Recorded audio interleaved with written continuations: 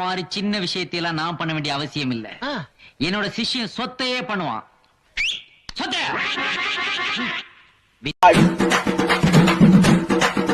உங்களுக்கு ஆட்டம் காமிக்கிறியா கேழ போல்ட்?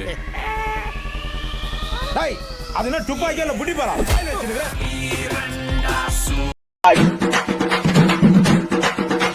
தண்டவாளத்தை ஓடிக்கிற பாக்குறியா? ஏய் ஏய் யார் கமன் கமன் வாடா. டேய் கைய மாத்திரடா கல்லு மாதிரி அடி வாங்கிற. ஏய் முக்கன மூஞ்சி.